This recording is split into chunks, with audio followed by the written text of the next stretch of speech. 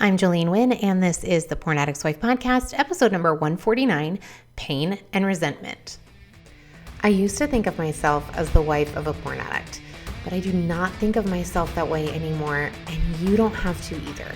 In this podcast, I am going to teach you how to manage your mind and your emotions so that you can stop living your life around your husband's pornography addiction. I am going to teach you how to stop being the victim and how to conquer his pornography addiction, even if he never does.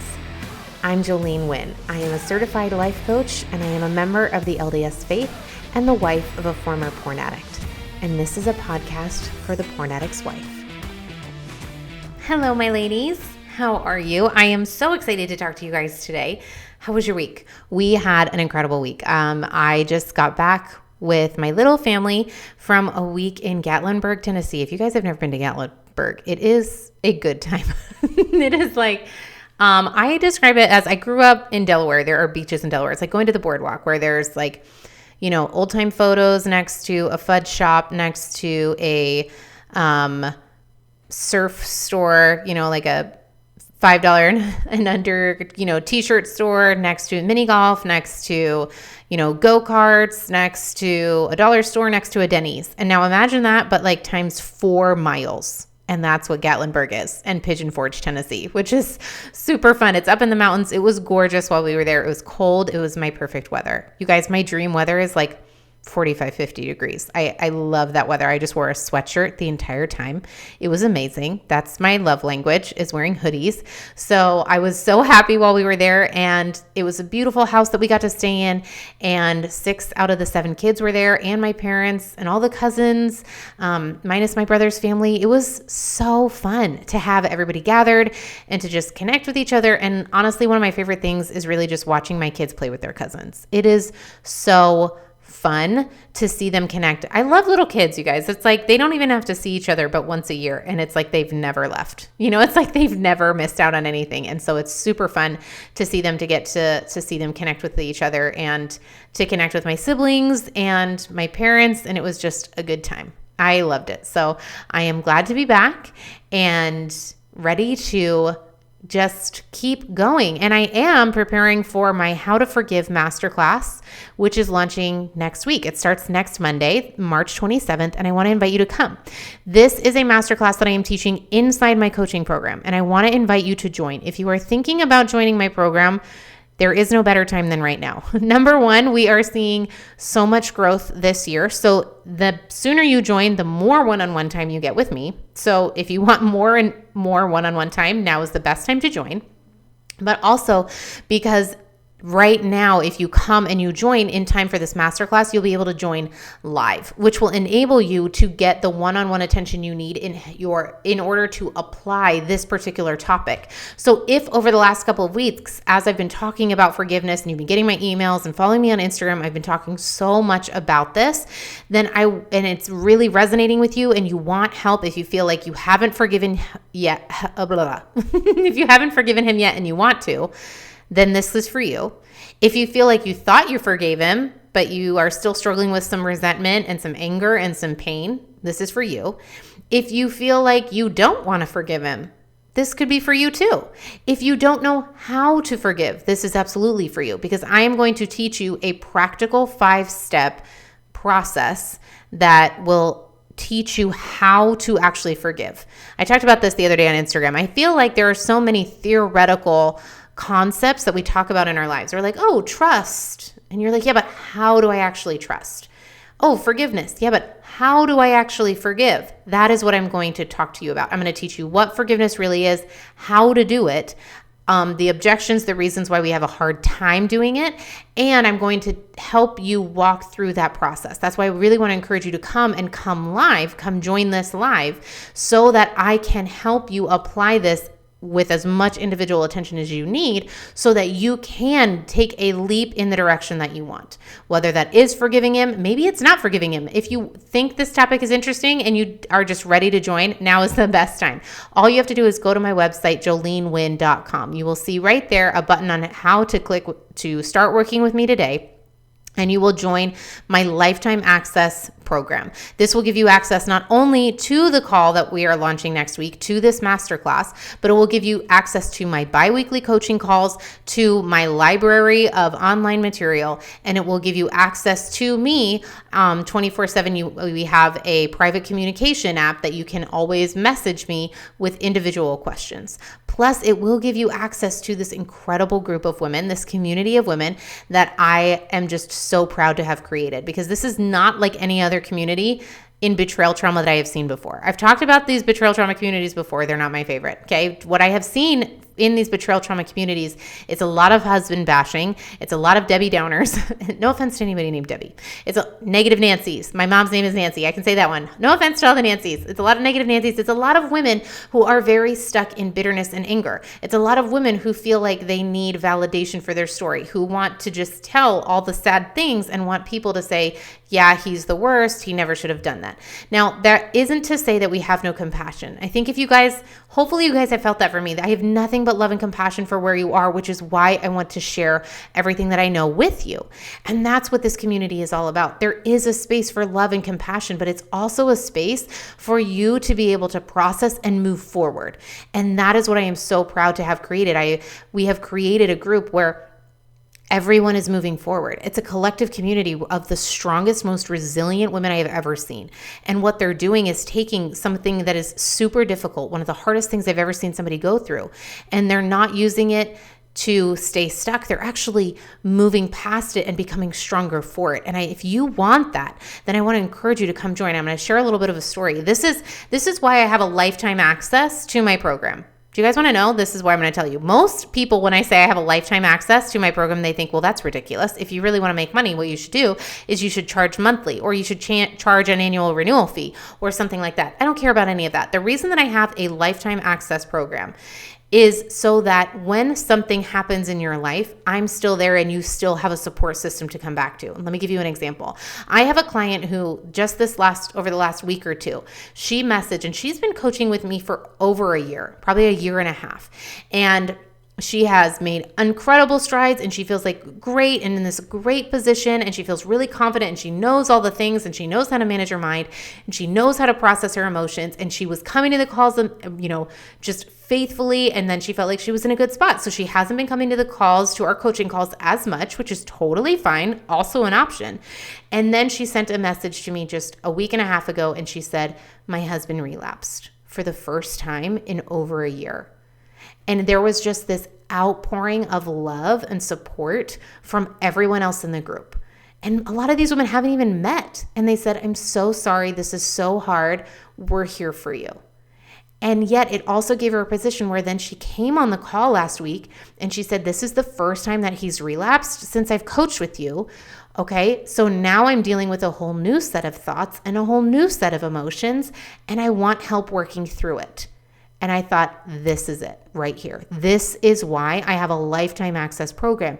Because ladies, I want to teach you everything so that you feel confident going through anything in your life. But I also want to be there for you when you feel like you need help. Because I've been in those situations where I was doing great and I was actually becoming a coach.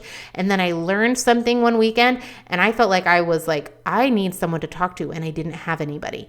I am here. The reason that I have a lifetime access program is one, so that you always have a community of supporters. You have a team of cheerleaders, of women who get it.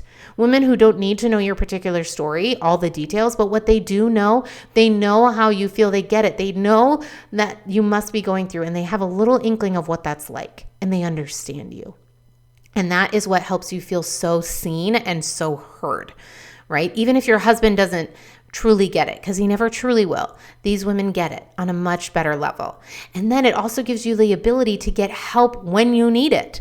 So let's say you don't need any help for a couple of months, totally fine. And then something happens. Your kid runs away, heaven forbid, or your husband relapses, or you have a death in the family, and all of a sudden you have all of these thoughts and feelings and you don't know, you want help working through them, then you have it. And I am so proud of that, to offer that to you. So again, I want to encourage you to come join. There is no better time than right now. Come join me, JoleneWynn.com. You can sign up today to get lifetime access. and you will get access to that How to Forgive Masterclass that I am starting next Monday. So don't delay. Sign up today so that you can immediately start accessing all of that library of material, and then you will get access to that coaching call class, to that masterclass that starts next Monday. And don't worry if you're listening to this 6 months from now and you're like, oh my gosh, I missed that class. It will be recorded. So you will have access to it, and that will be inside my coaching program. So no matter when you sign up for my Lifetime Access program, you will have access to those call recordings. But I would encourage you, if you're listening to this live, if you're listening to this when this releases, to sign up and come join now, because that will give you access to the calls live, and then you'll be able to apply that right away on the calls. I will be able to help you work through the things that are coming up for you, the things that are keeping you stuck, and I will be able to help you immediately start transforming your life. Okay? All right, ladies, today I want to talk to you about pain and resentment, because this is the number one reason why you haven't forgiven yet. So if you reflect on your life a little bit and you feel like, if you reflect on your experience and your relationship with your spouse and his pornography addiction, and you're thinking to yourself, man, I just still feel so much resentment and bitterness or anger or betrayal or pain of any kind, then that's an indication that you haven't forgiven him yet. Now, if you go back and listen to episode number 53, that is called forgiveness. And that's what I'm talking about, what forgiveness actually is. And I go over that a little bit in episode 147, where I say, it's called Do I Have to Forgive? And you can go back and listen to those. But forgiveness is when you stop feeling anger and resentment. That's all forgiveness is. Okay. So if you still are feeling pain and resentment and anger, then that's an indication that you haven't forgiven yet. So here's what I want to talk about today. I want to go over some ways that we typically respond to anger and resentment. And the reason that I know so much about this, ladies, is because I've done all of them. Okay. I am not coming to you having been perfect and having always immediately forgiven. No, one of the reasons why I wanted to talk to you about this particular topic today was because, yes, I have forgiven my husband for his pornography addiction. I talk about that. There's a bonus podcast episode called My Journey of Forgiveness. I talk a lot about it. You can go back and watch it, or listen to it rather. But over the last couple of months, if you guys have been around over the last couple of months, I've been sharing that my husband and I have been going through some new things in our relationship that have come up. And I've recognized over the last week or two that I have a little bit of resentment. It's been fascinating, ladies. Oh, so fascinating, because things that I had already forgiven and was past, I am now feeling different emotions about. Okay, so let me give you an example. So this will clarify it a little bit. Okay, so for example, we've talked about lying on the podcast. I did an episode on lying. Rob came and talked about lying on the podcast on a bonus podcast episode. But one of the things that Rob did when he was addicted to porn was that he didn't tell me things. And I thought that was lying. I consider it lying that he didn't tell me. But he, in his brain, he wasn't lying because I never specifically asked him, hey, are you addicted to porn? Right? He just didn't tell me for 6 years, right? So I thought he lied to me. I consider that lying. I think he lied to me for 6 years and even after that. Okay. But I have worked through that and forgiven him for those. Now, what has come up over the last couple of months that we've been working through is there have been different things that he didn't tell me about. And again, to him, it wasn't lying because I didn't ask him specifically, hey, and then ask him the specific question, are you thinking about X, Y, and Z? Hey, have you done X, Y, and Z? And because I never asked him those specific questions, he doesn't consider it lying. Now, what's been interesting is just in the last couple of weeks, we've had some conversations with friends where the concept and the idea of lying came up. We were playing a game and this came up, and all of a sudden I got very angry. Not angry, I would say probably bitter, or very definitive and about lying. And I was talking about this concept of lying. And what was interesting is my daughter, who is 11, she was in the room and she said, well, if you didn't ask him, then it's not lying, right? Because isn't lying just when you, and she wasn't being sarcastic and she wasn't meaning to be belligerent in any way. She was actually asking, she was like, well, I don't think that's lying, because lying is when you are asked a question and you respond with a lie, when you're not telling the truth. But if you aren't asked, then I don't think that's lying. And I got very upset. I was like, no, Scarlett, it is lying because blah, blah, blah, blah, blah. And I recognized that I was like, this is fascinating, because it has been years since that I have felt this emotion with this frame of reference, with this topic. And so I've been looking at that and thinking, okay, why did I respond this way? And Rob even brought it up later. He was like, you responded very emotionally, which is very rare. Normally I talk about all these things and I'm talking about it like I do on the podcast, right? And I'm very clear and very level-headed, and I can talk about it very theoretically because I've processed all the emotion behind it. So to me, this was an indication that I have some unprocessed emotion behind it. So I was looking at that and I thought, okay, why am I holding on to this resentment and this pain? What am I making it mean? Right? So I was like, okay, so obviously I still have some resentment that he didn't tell me about this. I have some resentment, some bitterness that I'm dealing with this all of these years later, right? And that my thought is that he should have told me. Now, and that's fine. I can keep all of those thoughts. I actually like those thoughts. I want to think that he should have told me. I want to think, well, not that he should have. I want him to. I don't like that he didn't talk to me about it, right? Through all these years, right?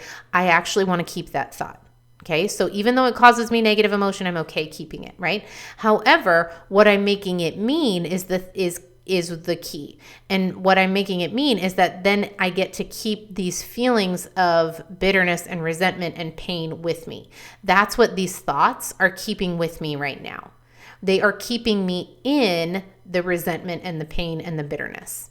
And part of me wants to feel that because it doesn't want to let it go. Why? Because I'm afraid that if I let it go, I'll get hurt again. Ladies, I am so human. Did you know this? Okay. My brain thinks that if I let go, if I forgive, then it means it was okay. Then it means that it was okay that he didn't tell me, that it condones his behavior. That's what my brain thinks. My brain thinks that if I let go of this resentment and the bitterness and the anger and the pain, then it means that it was okay. And that's not what it means. Okay, now I'm giving you this example because that's what the pain and the resentment looks like in our lives. It looks like these little conversations where all of a sudden we get super emotional or passionate about something, where we have a lot of objections, where we don't like something, right? So if there's something in your life, like with your husband, you're like, well, I feel like I've mostly forgiven him. But if there are moments where this comes up, where you feel this emotion, where you're like, I am not okay that he did XYZ. I am not okay that he didn't do XYZ. And you feel the emotion with it, that is an indication that you haven't forgiven. In those moments when you feel that pain, when you feel that resentment, that is an indication that you haven't forgiven him yet. If you're still holding on to a little bit of the pain, this is how I knew I hadn't forgiven yet. Previously, when I forgave him for his pornography problem, I realized that I was holding on to a little bit of the pain. And the reason that I was holding on to it was because I was afraid of what it would mean if I let it go. Again, it was the same thought. I thought that it would mean that everything was fine, that I was overreacting, that it wasn't a big deal. But it doesn't mean any of that. But all I was doing is I was holding on to that little bit of pain. But the only person, ladies, who gets hurt by you feeling pain is you. You're the only one that feels it. When you feel resentment, you're the only one that feels it. Yes, you might react to your resentment in a way that then produces a response from the other person. It might create an interaction with your spouse that you're not happy with or he's not happy with, but he can't physically feel your pain. You are the only one that can physically feel your pain, physically feel your resentment, physically feel whatever emotion it is that you're feeling. So the only person, ladies, that you are hurting by keeping the pain and resentment is you. That's it. Okay? Now, here's another indication of how you know if you're stuck in resentment and pain, is you're keeping score. This especially shows up with resentment, and it is super appealing. And I have done this before, okay? Resentment often shows up as self-sacrifice. When you're thinking self-sacrificing thoughts, like he shouldn't have done that, or I am doing all of this work and it's not fair that I'm doing all of this work and he just gets to continue doing what he's doing, right? It comes out of this idea of like, look how much I'm doing and he's not doing enough. Okay, it's a self-sacrifice and it sounds really beautiful, but all that does is keep score. Here's what I'm doing, here's what he's not doing, and I promise you, ladies, if you're coming from a place of resentment, what he's doing will never be enough. He could be doing all the right things, and I've had many, many clients that come to me with this. They say, my husband's doing all the right things, and I still think it's not enough. Because what you actually want, what do you want his actions to do? You want them to make you feel better. And that's never going to happen. So no matter how much he does, it's never going to be enough, which means you're just going to perpetuate the resentment. Does this make sense? So as long as you have that self-sacrificing, keeping score mindset, that is going to keep you stuck in resentment and not forgiving. You're not going to be able to move forward as long as you're keeping score. Because here's the other thing about keeping score is that then you're on opposing teams and somebody always loses. And whether it's him or whether it's you, it's always you. Here's what I mean by that. Even if he's not doing enough, so technically you're one up, then you're stuck feeling resentment, which means you lose. It is a lose-lose situation. Or you're keeping score and he's doing all the right things and you're not doing enough, so then you still feel bad about yourself. Hence, you still lose because you still have this negative outcome for yourself. When you have resentment and you keep score, it is a lose-lose situation. Okay? Here's another way that you know that you're stuck and you haven't forgiven him yet, and you have this anger and resentment, is it often comes out in bitterness, which could be a lot of sarcasm. It could be very snarky. I had an experience just in December or January. I was talking to Rob, and I've talked about this before, is I had a very different set of thoughts and feelings that came from this process that Rob and I have been going through over the last couple of months. And part of it was a lot of bitterness. And I am not nice when I am bitter. I had a lot of bitter thoughts, a lot of sarcasm, a lot of very snarky, quick comebacks that were designed in my brain. Most of them I did not say. Okay. I was just watching this and observing it in my brain. The bitterness was pulling a side of me. My reaction to my bitterness was pulling a side of me that I did not like. I was very snarky. I was very sarcastic. I wanted to hurt him, ladies, inside my own head, the things I was saying. And I wanted to hurt him. Why? Because I wanted to hurt him as much as he hurt me. Okay, this sounds very appealing, ladies. Again, it's kind of keeping score, right? It's you hurt me, therefore I get to hurt you. I want you to hurt as much as you've hurt me. And that sounds really nice and it's very appealing, but what does it ultimately lead to? Let's say he cut you, whether it was on accident or on purpose, he cut you. Okay, let's say you want to cut him back. That just keeps going perpetually. And now you're both bleeding. So now what? Right? We never pause to think about it that way, but that's really what we're doing. Okay. He hurt you unintentionally. So now do you want to hurt him intentionally? Because that's often what bitterness leads to. It leads to intentionally hurting him because he hurt you. Therefore, your brain thinks that he deserves it. Okay. Now, here's what's so interesting about that is that all it does is lead both of you to have more negative pain, especially you. And while it may feel good in the moment, in the long run, it won't lead to what you actually want it to. What you're hoping that it will do is make you feel better. But hurting another person never actually makes you feel better, especially when that person is your spouse. It's someone you love. It's someone that you actually want to be with, someone you care for. Intentionally hurting them may sound really appealing in the moment. It may be exactly what your brain thinks that you want, but after that momentary uplift, it's going to lead to a more negative reaction later, a more negative result. Okay? Now, here's another indication that you haven't forgiven him, that you're still stuck in resentment and pain, is if you have a lack of compassion for him.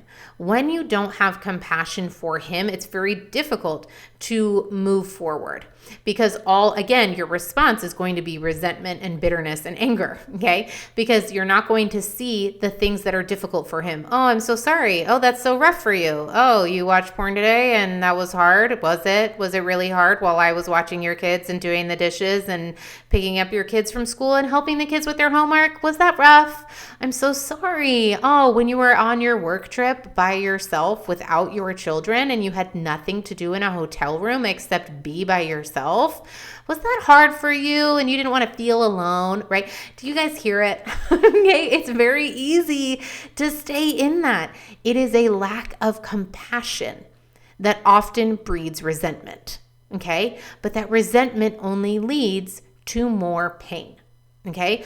It is difficult to learn how to have compassion when you always see him as the bad guy. And I've talked about this before.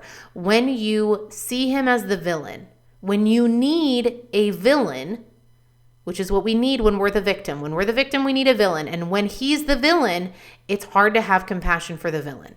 Okay? Have you guys ever watched a movie where there's a bad guy and then they do some kind of backstory and you're like, oh, I kind of feel bad for the bad guy. But then you don't really like it because you really want to hate the bad guy. So then you just try to pretend like you didn't actually have any compassion for the bad guy. I've done that. Do you guys ever see Cruella? That's how I feel about Cruella, right? Okay. But it's actually a phenomenal movie and so good, and you should go watch it.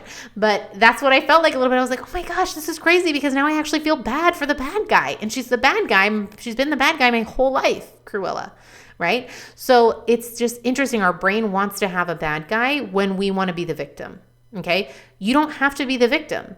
The whole point of every podcast episode I do is you don't have to be the victim. And if you don't have to be the victim, you don't need a villain. And if you don't need a villain, then he doesn't have to be it. You don't have to cast him as the villain, which means you can have compassion for him. If you are resisting having compassion for him, then there's something underneath that. Ask yourself why. Why don't I want to have compassion for him? And often what comes up is we want to stay hurt, which is fine if it's creating the result that you want. But often, again, the hurt is what's preventing us from moving forward. When we are keeping that pain with us, ladies, then we stay stuck in it, okay? Now, the last thing that I want to go over is what we often do when we feel resentment and pain is we ignore it. It is impossible to move forward if you are ignoring the emotions that you're feeling. It's like trying to shove a beach ball underwater. It is exhausting. Now, you can do it for quite some time, but eventually your muscles are going to wear out. And then what happens is the reaction is that the beach ball flies up even more than it would have if you had just accepted that it was there and let it just bob in the water.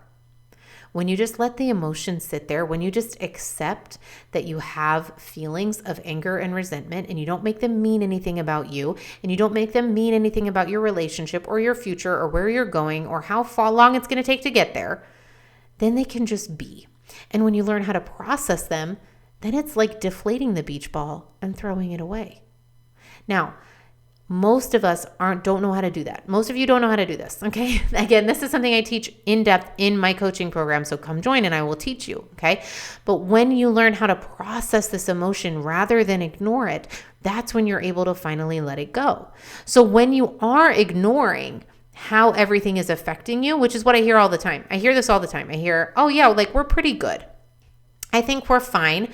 We're doing okay. And I've actually heard several times, we're actually doing okay right now, so I don't want to join your program. I don't want to talk to you about this because I don't want to bring it back up and rock the boat. Have you guys ever thought this? Or even if you don't want to bring it back up between the two of you, even if it's just internally, if you're like, I don't know, I've been a hot mess before, but right now I feel like I'm actually doing okay and I'm keeping my head above water, so I really don't want to take a too deep of a look at things inside right now because I'm really afraid of what might come up. Right? Have you guys ever thought that? I mean, I have totally. Okay. This is very normal, but this is a big red flag, ladies, because what's actually happening isn't that all that stuff went away. It's that it's just underneath the surface and you're pretending like it's not there. Right? You're pretending like, okay, if I just don't look at it, maybe that it won't see me. Right? Have you guys ever done this? It would be like if my mom ever called me down to dinner or to do chores or to clean up or something. And you're like, maybe if I just don't respond, she'll think that then I can just pretend like I didn't hear her. Does that ever work? No, it doesn't ever work. Your mom knows she knows. Your moms know everything, right? Okay. This is what it's like. It's like, okay, let me just pretend like I actually like myself, and I'll just pretend and I'll just ignore my feelings every time I get dressed, and I just won't look in the mirror ever. And maybe that'll make me feel better about myself. Maybe I'll just ignore it and it'll go away. It never works, ladies. I've tried that too. It doesn't work. I tried not looking in the mirror at myself for years trying to avoid feeling how I felt about myself. Does it work? No. All it does is keep those emotions there longer. But when you learn how to face them, accept them, become aware of them, and accept them, that's when you're able to start processing them and leave them behind if you want, or take them with you if you want, but make that decision on purpose so that you can start living your life not as a victim, not with pain and resentment and anger and bitterness, but actually moving forward without those things. When you let go of resentment and bitterness and pain, that is when you're able to fill your life with something else. So if you're tired of being full of bitterness and resentment and pain, then I give you permission to let it go, and I'll teach you how to do it.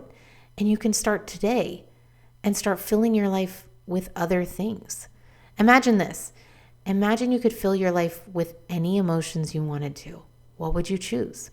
I guarantee you none of you would choose pain and resentment, and yet most of you are subconsciously choosing that right now by staying stuck where you are. by not working on the things that are keeping you there, by not looking at the difficult things. You are keeping your life full of pain and resentment.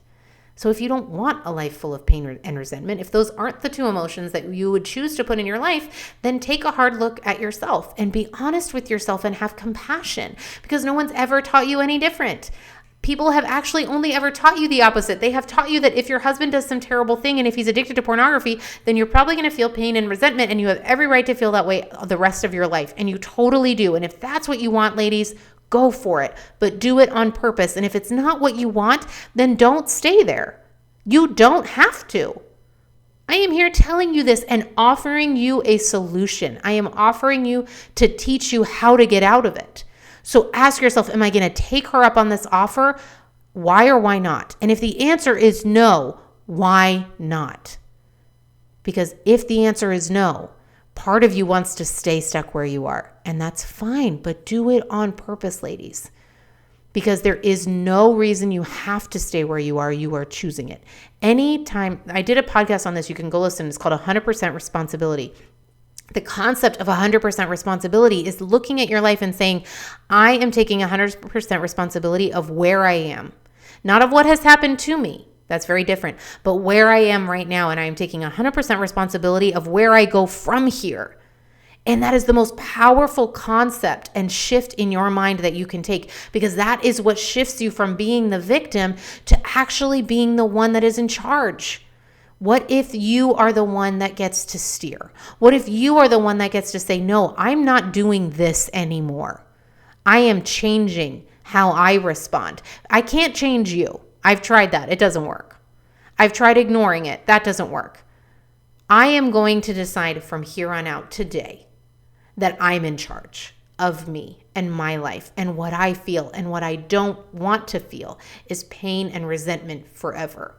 What I want to feel is something better. What I want to feel is confident. What I want to feel is freedom.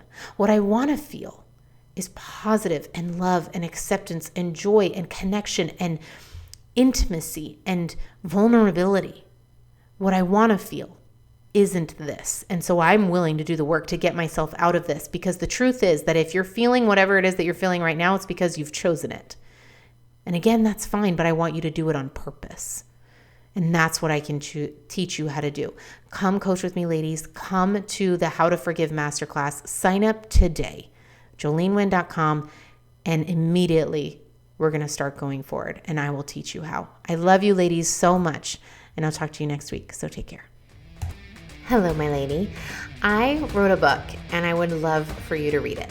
It's called The Not Enough Wife, and you can get it on Amazon today.